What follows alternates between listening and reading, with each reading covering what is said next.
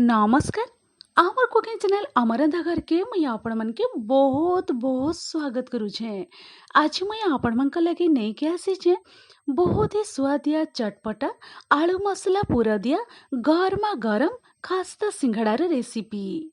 आउ हाँ, आपण माने आलू मसला पूराटा जिते चटपटा स्वादिया बनावे ना सिंघड़ा बहुत ही स्वादिया लगबा खाइबार लगी। अब आपण माने केनता घरे सहज उपाय रे खास्ता सिंघड़ा बनै पारबे आ संध्या समय रे आपण माने चा संगे एंजॉय करि पारबे।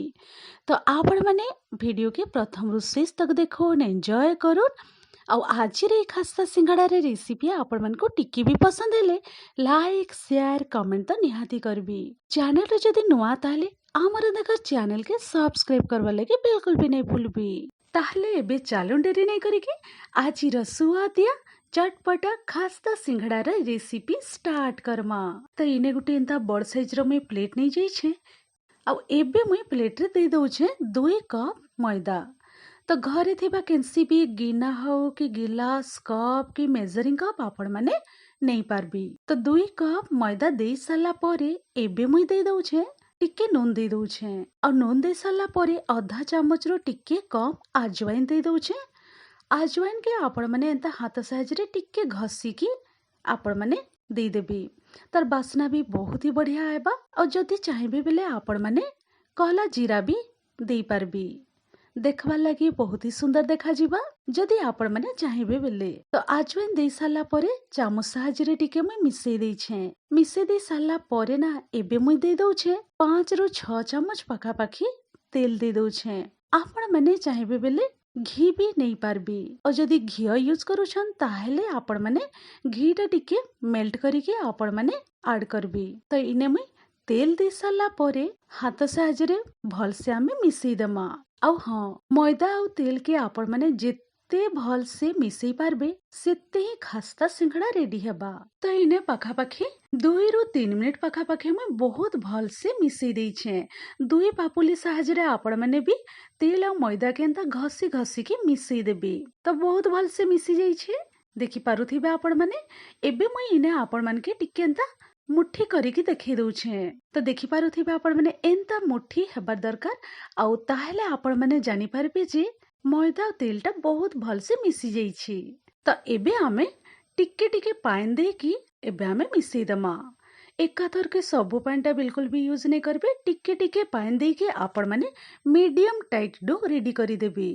तो इने टिके टिके पानी देकी मीडियम टाइट डो मैं रेडी करी देई छे।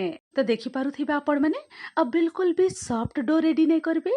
तो भल से चकटी की पूरा पूरी मिसई देई छे। और सिंघड़ा लगी त डोटा रेडी हो जाई छी। तो आउ भल से सेट हेबार लगी मैं कवर करिकी 15 मिनिट साइड करिकी रखी दउछे। और तार भितरे आमे चटपटा आलू मसला पूराटा आमे रेडी करी दमा। तो चटपटा आलू मसला बनाबार लगी मैं गैस सेट के पले आसी छे। कढ़ाई गरम हेबार लगी भी रखी देई छे। कढ़ाई भी हल्का रे गरम हो जाई छे। और फ्लेम के मैं रखी देई छे मीडियम फ्लेम रे। बड़ चामच रे गुटे 2 चामच तेल दे साला परे तेल के टिके हमें हल्का रे गरम हेबार लगी छाड़ी दमा किछि सेकेंड। तेल जते बेले गरम हे जिबा एबे इने मुई दे दउछे छोट चामच रे आधा चामच पंचफुटन। पंचफुटन जदि आपण माने दउछन ताहेले पंचफुटन के किछि सेकेंड टिके भल से आपण माने फुटबार लगी छाड़ी देबी। तार बहुत ही बढ़िया बास्ना गुटे भी आएबा। अब बहुत ही बढ़िया लगबा। पंचफुटन दे साला परे टिके फुटी आसला परे एबे मुई दे दउछे इने कंचा लंका। कंचा लंका के आपण माने एदा छोट छोट काटिकी दे देबे। कंचा लंका भी किछि सेकेंड भाजी गला परे एबे मुई इने दे दउछे कटा पियाज। बड़ साइज रे गुटे पियाज के एंता छोट छोट काटिकी मुई दे दउछे। पियाज दे साला परे एबे आमे भाजी दमा 1 मिनिट पाखा पाखी मीडियम फ्लेम रे। पियाज के बिल्कुल भी बेसी समय नहीं भाजबे। एंता हल्का रे टिके भाजी देबी। पियाज टिके हल्का रे भाजी हे गला परे एबे मुई दे दउछे अदा रसुन रो पेस्ट दे दउछे 1 चामच। अदा रसुन रो पेस्ट दे साला परे 1 मिनिट आमे भाजी दमा।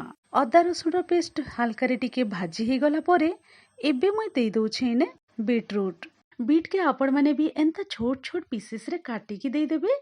खाइबार लगी भी बहुत ही बढ़िया लगबा। बीटरूट दे साला परे मीडियम फ्लेम रे आमे 2 मिनिट पाखा पाखी भाजी दमा। 2 मिनिट परे ଟିକେ ଏନ୍ତା ଭାଜି ହେଇ ସାରିଲା ପରେ ଏବେ ମୁଇଁ ଦେଇ ଦଉଛେ ଇନେ କିଛି ଗୁଣ୍ଡ ମସଲା ସବୁ। ତ ଫାଷ୍ଟ ଇନେ ମୁଇଁ ଦେଇ ଦଉଛେ ହଳଦୀ ପାଉଡର, ତାର संगे ଦେଇ ଦଉଛେ ଲଙ୍କା ପାଉଡର, ଦେଇ ଦଉଛେ ଧନିया ପାଉଡର ଟିକେ ଦେଇଦମା, जीरा पाउडर, स्वाद अनुसार टिके नून दे दउछे। नून दे सारला परे एबे मुई इने दे दउछे मीट मसला टिके दे दउछे, तार संगे गरम मसला टिके दे दउछे। एबे ना एते मसला दे सारला परे एबे मुई आउ टिके भल से मिसई दउछे। फ्लेम के रखी देछे लो टू मीडियम मझिरे। सब मसला के भल से मिसई दे सारला परे एबे मुई इने ऐड करी दउछे सिझा आलू। आलू आपण मान को जेतकी दरकार से हिसाब रे आपण माने आलूटा सिझेकी ता चोपा बाहर करिकी टिके एंता खंड खंड करिकी ऐड करी पारबी। सिझा आलू दे सारला परे मुई मिसई दउछे भल से। मिसई दे सारला परे 2 मिनिट पाखापाखी मीडियम फ्लेम रे आमे टिके भाजी दमा। 2 ରୁ 3 मिनिट पाखापाखी हेई जाइछे। सब जिनिस के भल से मुई मिसई की भाजी देइछे। त एबे मुई ई पॉइंट रे दे दउछे सिझा मटर दे दउछे। जदि आपण माने बिना सिझा मटर नउछन ताहेले जते बेले बीटरूट देले आपण माने से पॉइंट रे आपण माने मटरटा ऐड करी पारबी। त इने मुई सिझा मटर नै जाइछे। टिके मटरटा मुई सिझे देथिली। सिझा मटर ऐड करी दे सारला परे आउ थरे आमे सब जिनिस के भल से मिसई दमा। भल से मिसई दे सारला परे 3 ରୁ 4 मिनिट पाखापाखी मीडियम फ्लेम रे आमे भाजी दमा। 4 ରୁ 5 मिनिट पाखापाखी हेई जाइछे। जदि आपण माने आउ टिके चटपटा बनाबार के चाहूछन ताहेले आपण माने ई पॉइंट रे आमचूर पाउडर टिके आधा चामच ऐड करी पारबे। तो एबे सब जिनिस बहुत भल से मुई कुक करी देइछे। आ पूरा पूरी चटपटा सुआदिया सिंघाड़ा लगी चटपटा आलू मसलाटा रेडी ही जाइछि। तो एबे मुई इने बहुत सारा कटा धनिया पत्तर टिके दे दउछे। कटा धनिया पत्तर दे सारला परे आउ थरे मुई भल से मिसई दउछे। मिसई दे सारला परे 1 ରୁ 2 मिनिट मुई आउ टिके कुक हेबार लगी एंता छाड़ी दउछे। आउ एबे पूरा पूरी मुई फ्लेमटा ऑफ करी दउछे। आउ एबे बहुत ही चटपटा सुआदिया आलू मसलाटा रेडी ही जाइछि। तो एबे आमे काना करमा ठंडा हेबार लगी साइड करिके आमे रखी दमा। पाखापाखी 15 मिनिट हे जाइछि। कवर खोलिके इने मुई आपण मन के देखै दउछे।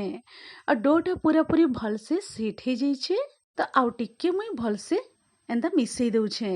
मिसई दे सारला परे एबे आमे छोटा एंता गोल साइज रो बॉल नै जिमा। त इने मुई आपण मन के बेली की देखै दउछे। आपण मन को पसंद रे आपण माने छोट बड़ साइज रो सिंघाड़ाटा आपण माने बनै पारबी। त एंता आपण माने टिके बेली देबे। बेली दे सारला परे मझिरो आपण माने काटी देबे। एंता काटी देकी गुटे भागटा आपण माने एंता धरिकी फोल्ड करी देबे। तार आगरू एंता टिके पाइन दे देबे साइड रे। एंता साइड रे टिके पाइन लगे देबे। पाइन दे सारला परे एंता टिके आपण माने फोल्ड करी देबे। आ हाथ साहाय्य रे फिंगर साहाय्य रे आपण माने टिके टिके प्रेस करी देबे। आ एबे इना आलू मसलाटा दे दमा। तो आलू मसलाटा आपण माने आपणकर पसंद हिसाब रे देई पारबे।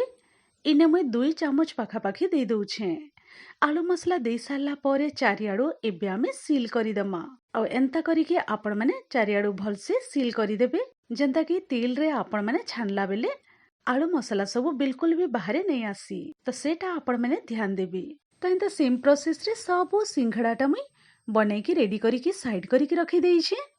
तो एबे मुई गैस सेट के पले आसी छे। आ तेल कढ़े मुई गरम हेबा लगी रखी देइथिली। पूरा लो फ्लेम रे रखिकी आपण माने सिंघाड़ाटा छानबे। तो एबे मुई पूरा हल्का रे तेलटा गरम हे जाइछे। तो एबे मुई इने दे दउछे केयरफुली गुटे गुटे सिंघाड़ाटा ड्रॉप करी दउछे तेल रे। तो आपण मन के इने देखै दउछे। देखि पारुथिबे आपण माने देखिके जानि पारुथिबे। सिंघाड़ाटा आपण माने जेंता तेल रे ड्रॉप करबे ना छोट छोट एंता बबल सब आसबा। तो आपण माने जानि पारबे जे तेलटा पूरा पूरी परफेक्ट गरम अछि। आउ हाई फ्लेम रे बिल्कुल भी आपण माने सिंघाड़ा नहीं बनाबे नहले ऊपर पार्टटा बहुत जल्दी फ्राई हे जिबा आ भितरे कच्चा कच्चा लगबा। तो इने जेतिकी कढ़ाई रे धरी पारबा सेतकी मुई सिंघाड़ा सब ड्रॉप करी देइछे तेल रे। एबे आमे 2 ରୁ 3 मिनिट पाखापाखी आमे एंता छाड़ी दमा। तार परे आमे उल्टा पुल्टा करी दमा। 5 ରୁ 6 मिनिट पाखापाखी हे जाइछे टोटल। तो एबे मुई उल्टा पुल्टा करी दउछे। आ चारियाडू आमे गोल्डन ब्राउन हेबार तक आमे फ्राई करी दमा। ତ ଆଉ 2 ରୁ 3 ମିନିଟ୍ ପାଖାପାଖି ହେଇଯାଇଛି। ଇନେ ଦେଖିପାରୁଥିବେ ଆପଣମାନେ ଆଉ ବହୁତ ହି ସୁନ୍ଦର କଲରଟା ପଳେଇ ଆସିଛି ଆଉ ସିଙ୍ଗଡ଼ା ବହୁତ ହି ଭଲସେ ଫ୍ରାଏ ହେଇଯାଇଛି। ତ ଏବେ କାଣା କର୍ମା ଆମେ ତେଲରୁ ସବୁ ସିଙ୍ଗଡ଼ାଟା ବାହାର କରିଦେମା ଆଉ ଏନ୍ତା ସେମ୍ ପ୍ରୋସେସ୍ରେ ସବୁ ସିଙ୍ଗଡ଼ାଟା ଆପଣମାନେ ଛାଣିକି ରେଡ଼ି କରିଦେବି। ତ ଇନେ ମୁଇଁ ଆପଣମାନକେ ପାଖରୁ ଦେଖେଇ ଦଉଛେ ଆଉ ଦେଖିପାରୁଥିବେ ବହୁତ ହି ଖାସ୍ତା ସିଙ୍ଗଡ଼ା ରେଡ଼ି ହେଇଛି। ତ ଇ ସାଇଡ୍ରେ ମୁଇଁ ଆପଣମାନକେ ଦେଖେଇ ଦଉଛେ ସିଙ୍ଗଡ଼ାଟା ଭଲସେ ମୁଇଁ ତେଲରୁ ଛାଣିକି ଏନ୍ତା ପ୍ଲେଟ୍ରେ ମୁଇଁ ରଖି ଦଉଛେ। ଗୋଟେ ବ୍ୟାଚ୍ ରେଡ଼ି ହେଇଯାଇଛି। ତ ଦେଖିପାରୁଥିବେ ଆପଣମାନେ ବହୁତ ହି ଖାସ୍ତା ସିଙ୍ଗଡ଼ା ରେଡ଼ି ହେଇଛି।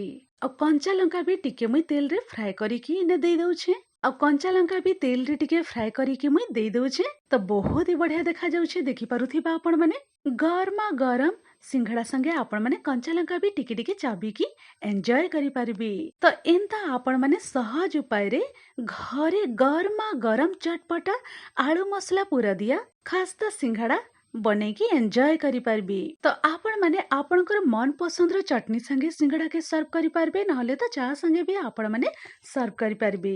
ତ ଆପଣମାନେ ବି ଘରେ ଏନ୍ତା ସିଙ୍ଗଡ଼ା ବନେଇକି ଏନ୍ଜୟ କରୁନ୍। ମୁଇଁ ରହୁଛେ ଫିର୍ ଏନ୍ତା ଇଜି ଟେଷ୍ଟି ସୁଆଦିଆ ରେସିପି ନେଇକି ଗୋଟେ ନୂଆ ଭିଡ଼ିଓ ନୂଆ ରେସିପିରେ ଆପଣମାନଙ୍କର ସଙ୍ଗେ ଫିର୍ ଥରେ ମୁଇଁ ଭେଟ ପଡ଼ମି।